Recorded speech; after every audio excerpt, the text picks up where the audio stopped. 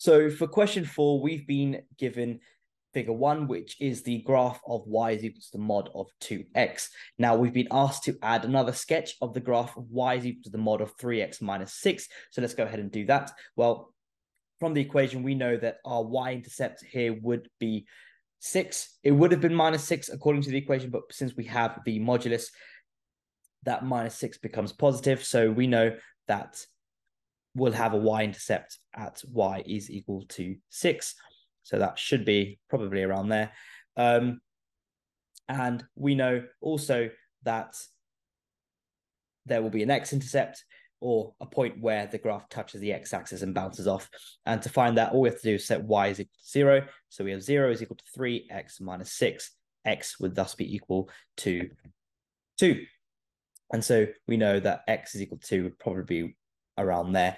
And if we go ahead and just draw sort of the standard straight line in a modulus graph, should try and get closer to the points that we plotted, then we know that this is probably what the graph would look like. It doesn't really matter the exact same the graph that you draw, so long as you show the examiner the points of the intersection. So here it would be 0, 6, and here would be 2, 0. And also you show that the graph is actually steeper than the graph that we have already been given to us, since our gradient is 3 instead of 2 in this case. So we've shown all those three things. We've shown the y-coordinate, so the y-intercept, the x-intercept, and also that the graph would be slightly steeper, and that should be well enough to gain you the 2 marks. So in question 4b, we've been asked to thus find the coordinates of the point of intersection of the two graphs, fully justifying our answer. So, well, we know that our equations are y is equal to 2x and y is equal to 3x minus 6. So we can go ahead and equate them to each other. So we have the mod of 2x being equal to the mod of 3x minus 6. And just go ahead and square both sides. That's one way of solving a modulus, and it's my favorite go-to method. So I'm just going to go square 2x and 3x minus 6.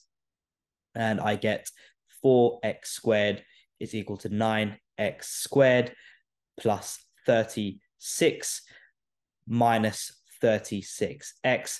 And this then equates down to 5x squared minus 36x plus 36 is equal to 0. And so if you put this into your calculator, you'll find that x would be equal to 6 or 6/5. And then we just have to now go ahead and find our y values. So if you substitute these two x values into any of these equations, you'll find that y is equal to 12 and 12/5. So we know that hence the points of intersection of these graphs are 6, 12 and 6/5, 12/5. Hence solving this part.